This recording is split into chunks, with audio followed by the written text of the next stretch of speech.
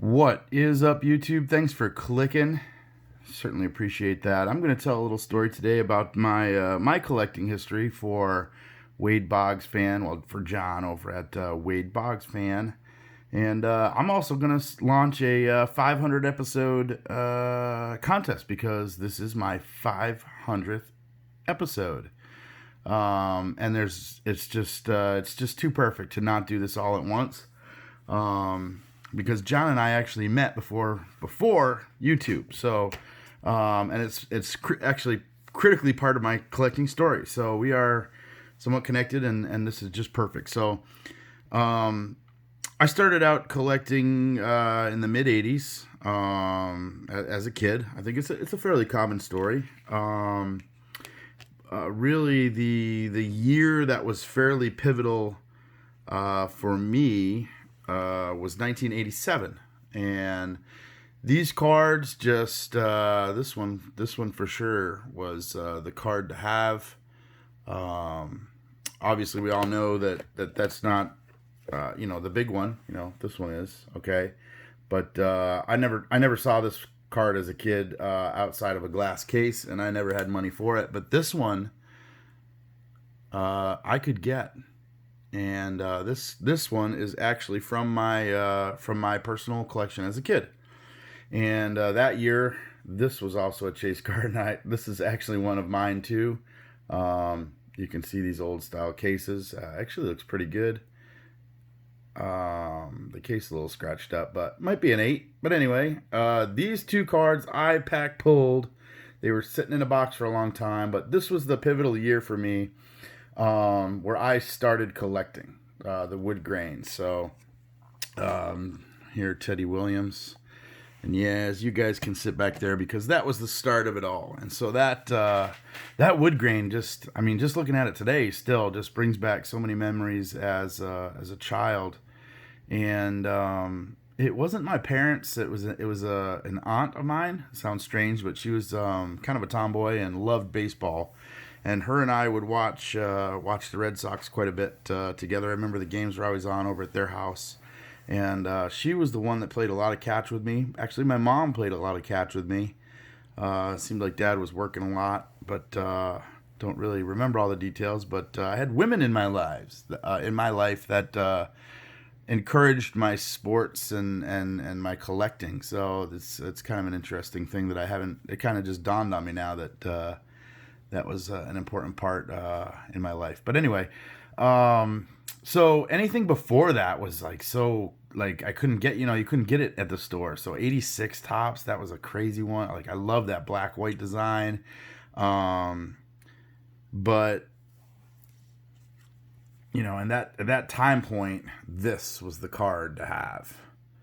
And this is a legitimate one.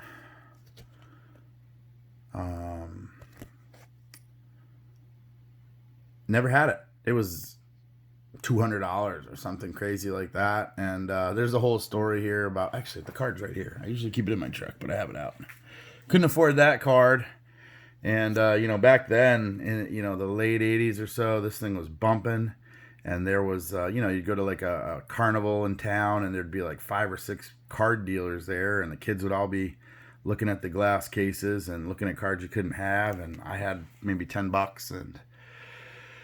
This one dealer was so kind to sell me this Allen Trammell with 2 L's in the Allen. So thank you very much, whoever you are. If I ever find you, I will have a talk with you about that. But yeah, so this is actually a big card for me. This is a big card as well in my collection. I carry it around quite a bit with me normally, but just to remind me that you can't.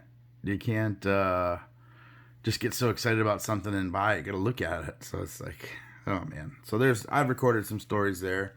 I guess we'll put Ricky up over here. Oops. Oh, I guess we're not going to put anybody up over anywhere. But anyway, there's Ricky. Those are important. So these are all very important cards. So we'll leave them up. Now, you'll notice that none of those are Red Sox players. So they were just hot. They were exciting. Everybody was talking about them.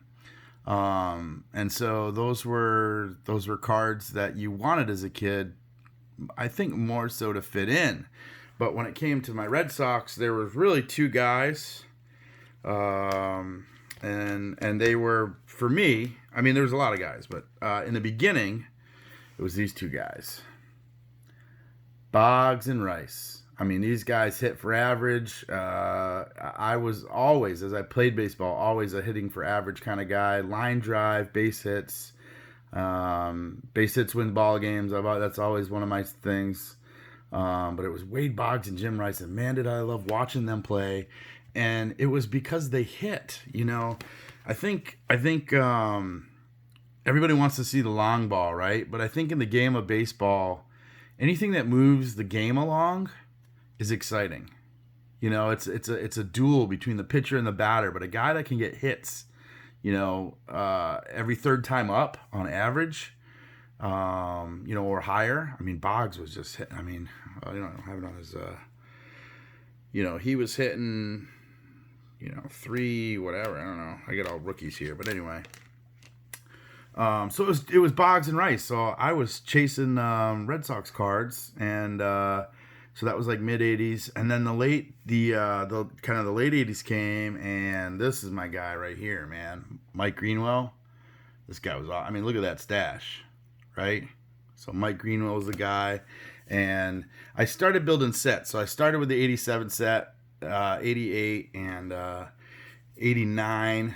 So here's my wallet card. I figured today would be a good spot to check out the wallet card, how it's doing, and a little issue coming up here. So I don't know. We'll see how much longer Mike Greenwell goes. But these cards are iconic for me. That generation.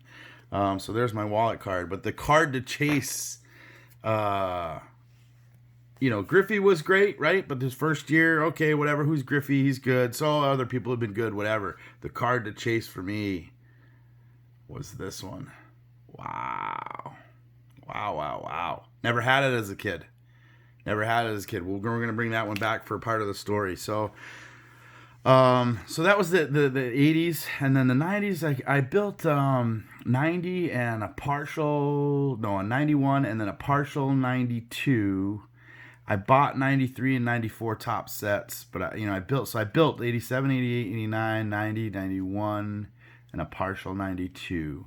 And I started to fade off from there. And then 94 came. We bought 93. We bought 94. 94 came. We had a strike. I was in high school and just playing sports. Not so much as interested in collecting sports at that point. Probably chasing other things and getting ready for college and that kind of stuff. And the strike came, and it just kind of the air came out of the sails, the wind came out of the sails, if you will, and shifted gears and just did other things for a long, long while, until really about 2017. Well, no, there was a little spot in there. So and I haven't really told that part of the story too, but my brother and I moved in together, in 2007, somewhere in there, and we got back together, and we kind of moved in together, and it was like, I think I found my old cards when I had moved back, and I was like, hey, let's check out some cards. So for a hot minute in 2007, I bought, I don't know, maybe 20 packs of cards, maybe 30. But I didn't know it had changed too much. I didn't know what was going on. He didn't get into it, and other than, it was cool, but, and I dropped it. So that was it. So 2007. And then about 2017, was kind of driving along, riding with a coworker. I've told this story before, down in Pennsylvania. And this is where John comes in. And I stopped this little card shop. It said going out of business. And it was a big sign. And we both kind of looked at each other like, do you see that sign? And I didn't know this guy was kind of into. He wasn't into cards, but he was into sports, and I didn't know, whatever. We were just driving to a hotel, and he's like, "You want to stop there?" And I was like, "Yeah, let's go check it out." We got time. We're just kind of going to the hotel, so whatever. So we pulled a Yui and stopped into the card shop, and I mean, they had packs of cards from 80s, 81, 82, 83, 84. I mean, the whole deal. You could buy a pack for 50 cents or $1 or whatever. I mean, it was the cards of our childhood. And so we went a little crazy in there and bought some packs and traded. We opened the cards like little kids. Of course, we were having them over a beer and traded cards like little kids. And it was so much fun that I kind of caught the bug again. And so next time I was down there, he wasn't with me this time, but I went down there and stopped again. And this time I decided I was going to buy, I don't know why, but I was going to buy the 81 Fleer, and I was going to build the set. And that's probably the dumbest mistake I've ever made, because I have it in my mind that I'm going to build that set by hand, and I'm not there yet. But anyway, but it was there that I met John. He lives right around there, and he was there one day picking up a magazine rack, and I was kind of there, and he was trying to get it in his car, and I said, well, I'll help you out, getting it into your car. It's kind of a big magazine rack, trying to get it in the trunk or whatever. And so I met John, and I didn't even know, and the guys in there were telling me, oh, there's a guy who really does a great job collecting Wade Boggs, and I was like, oh man, I'm a Red Sox fan, I'd love to meet that guy, and they were basically like, yeah, that was the guy. so he drove off. I never really got to say, oh, I'm a Red Sox fan, I love Wade Boggs, and never met. And I said, man, I wish I could find that guy someday. He'll make some videos on YouTube. I swear I said that. I was like, that would be really cool if I could find him, because I want to see, I want to see his collection, and here he is. So pretty cool connection to John that way, without even knowing it. He knows, because I sent him a message like, I think I met you, man. and we did. So so that got me started down there, and then I started looking, and I got actually I was down there, and the gentleman that works there, not the owner, I can't remember his name, but I said, I want to buy some newer cards. I've been really doing this 80s stuff, but what's the deal with this modern? And he just told me all that's going on, and I said, it's so confusing. And he said, well, what do you like? And so I said, I don't know. It's just, I like classy stuff or whatever. And he said, you might like a box of Allen and Ginter. And so I bought a box of Allen and Ginter, and these were the first. So I opened them up, and you guys know Allen and Ginter if you're doing it. There's crazy stuff in there, and I pulled this.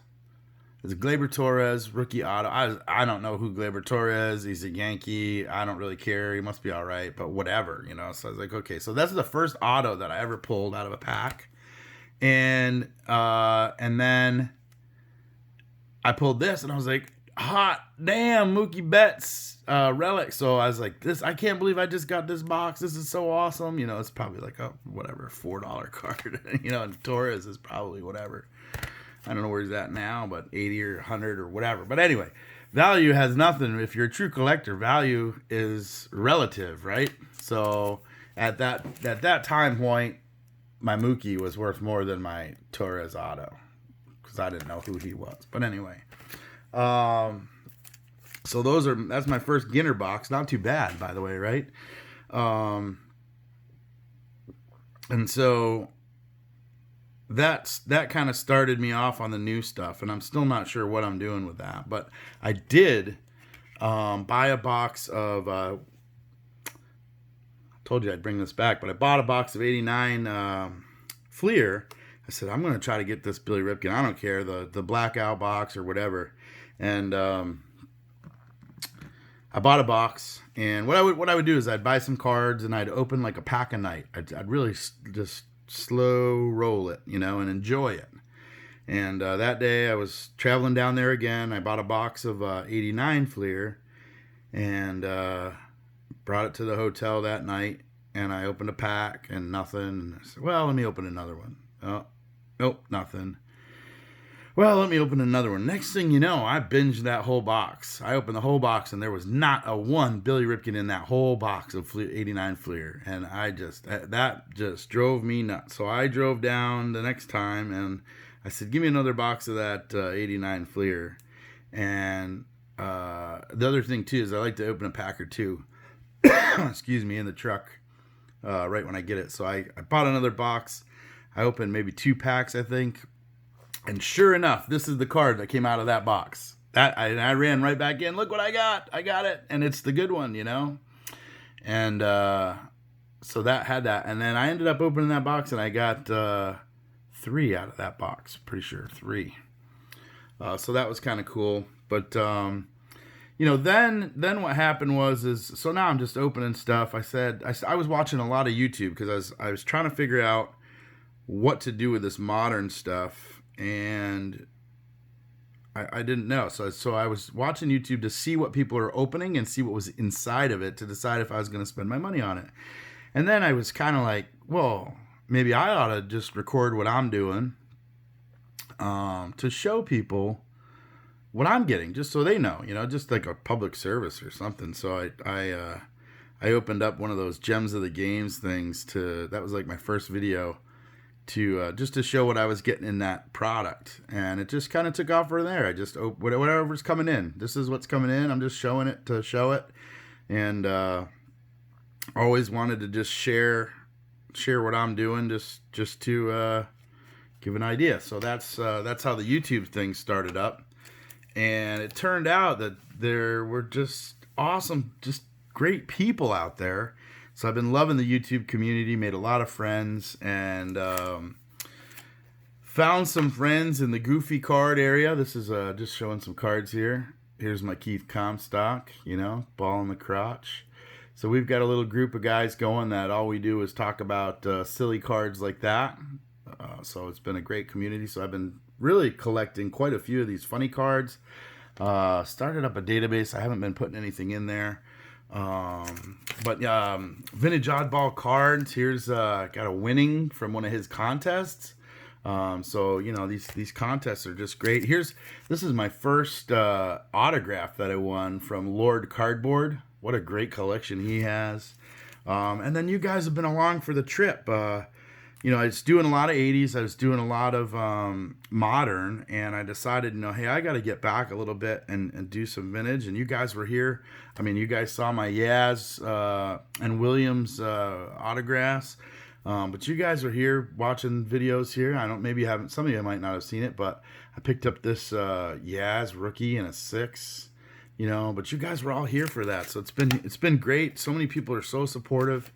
And it's just been fun. I'm kind of shifting a little bit. Doing a lot of TTMs right now, through the mail autographs for the Battle of the Decades with Caleb and all those guys.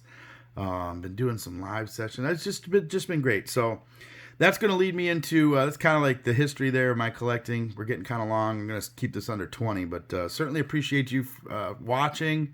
And now for the time for the contest, okay?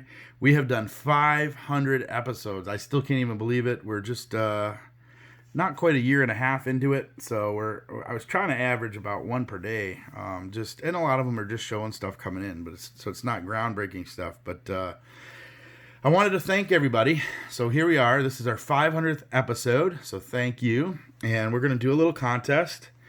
I feel like I'm in a good spot to do that. So a couple of different ways. We're going to have kind of like three sub-contests within this. And the first one is for those folks that aren't making videos, or if you are too, whatever, if you want an entry. And again, this is not affiliated with YouTube or, you know, any of that stuff. It'll be a kind of a random chance to win. I guess I have to say that legally, but anyway. So the first one would be comment below. Just give us one or two favorite players that you had as a kid, and let us know that as it pertains to kind of this collecting story. So that's easy. Number 2, a little video here. So open a pack or show a card. For those of you that don't open packs, but show us a card or open a pack in a cool place. Just something different, you know, not where you're used to making a video. The fall time is just absolutely gorgeous. So it doesn't have to be out in the wilderness or whatever, but do it in a different place than you're used to, and make sure you link it or comment that you made a video so that I can find it. That's got, you know, sometimes people make stuff and I can't find it, so I can't put you in the entry. But anyway. And then thirdly, we're really making a push for these card for kids with cancer, and I could really use some more unopened packs.